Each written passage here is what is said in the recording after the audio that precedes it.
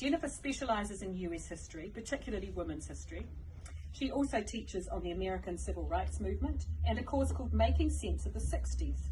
Jennifer was a sounding board for Brent in 2009 when he was based at the University of Auckland as a Royal Society Teaching Fellow, and they have remained friends.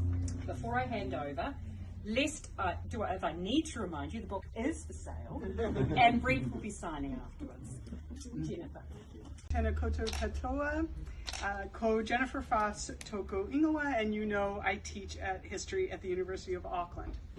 I'm honored and happy to be here to recognize Brent's scholarly accomplishment and historical contribution with his new book, Crossing the Lines.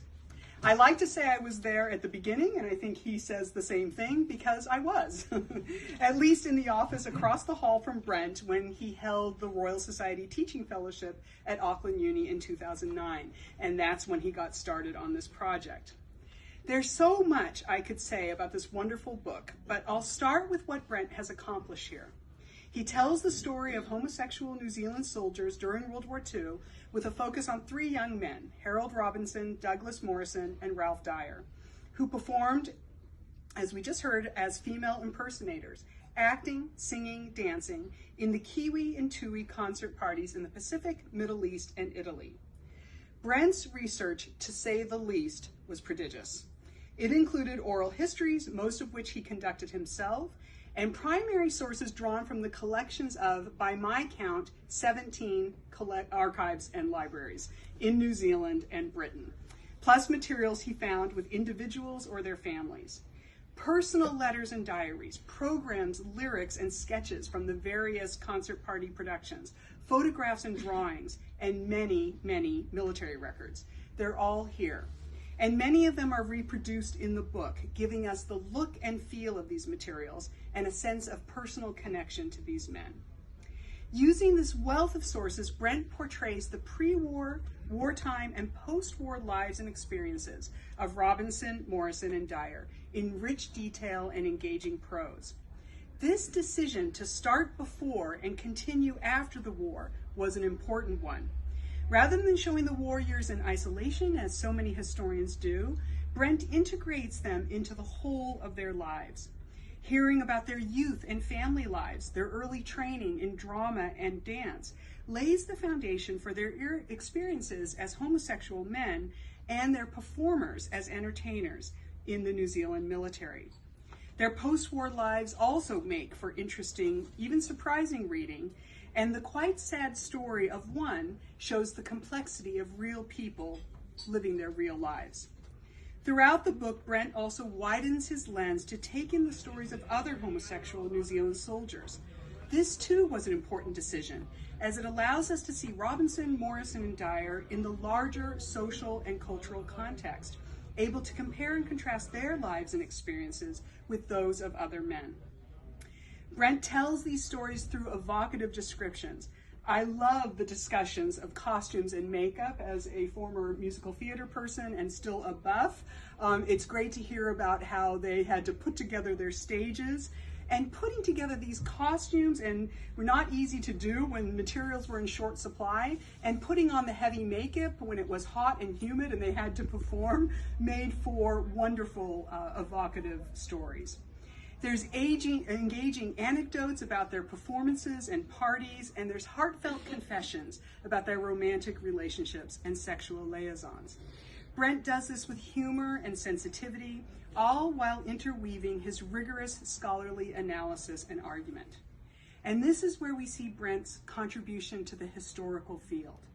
He has added New Zealand to the histories of homosexuals in the World War II militaries in Britain, Canada, Australia, and in the US. In this way, he confirms a number of their findings, that the war was a formative time and experience and turning point in 20th century gay and lesbian history, that homosexual soldiers were able to carve out queer spaces and create a queer subculture despite the rigors and rigidity of the military. That even as they performed heterosexuality in the concert parties, their homosexuality was there for those in the know and in on the joke. That the willingness of straight men to engage in situational homosexuality helped to make homosexual acts and relationships more acceptable. Brent's history offers new insights too. Most importantly to my mind was the continuity rather than the change between their wartime and pre-war lives for Robinson, Morison, and Dyer. This continuity allowed them to bring personal confidence, courage, and creativity into their wartime experiences that made a difference in how they were viewed and accepted by others. I also appreciated how they were able to bring their queerness home in the midst of war when they performed in New Zealand between deployments. Certainly no small achievement given the unremitting homophobia of the time, in the words of Jamie Bellich, whom Brent quotes. So the accomplishment and the contribution of this book represents are significant. This book is also a beautiful book, which has already been mentioned, and really in every way. Congratulations to the University of Otago Press for the production design, the illustrations, layout, and the inclusion of primary sources. It is a pleasure and joy to read, as David Harthill said. The book is also beautiful in content. The stories it tells are not always easy, but they are authentic and true and mostly uplifting. You come away from reading this with a renewed appreciation of the power of individuals and the communities they build to survive and even thrive in dangerous and difficult circumstances. It is also beautiful in spirit and what Brent has brought to it. He's a generous author and a historian willing to learn from his historical subjects. He came to understand Harold Robinson's rejection of an identity defined as gay and appreciate a more campy style than he is used to.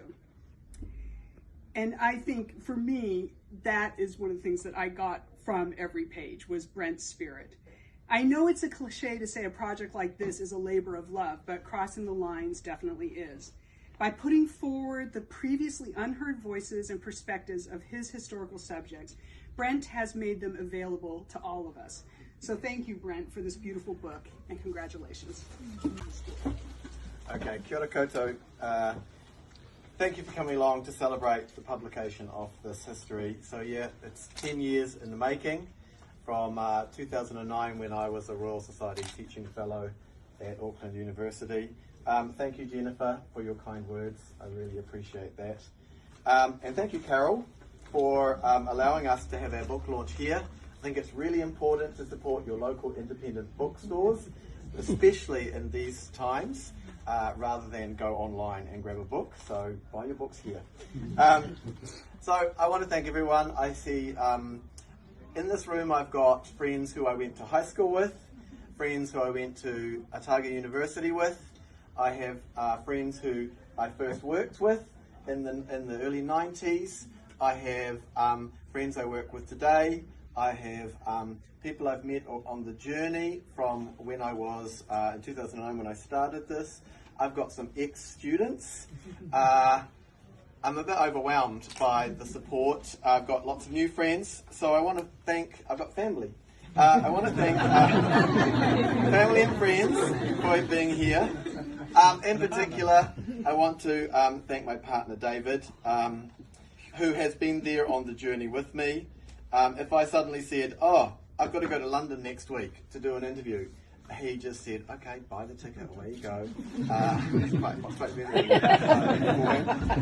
If I came home and said, oh, I've just spent $1,000 on getting photos digitised, it was like, that's okay, all right.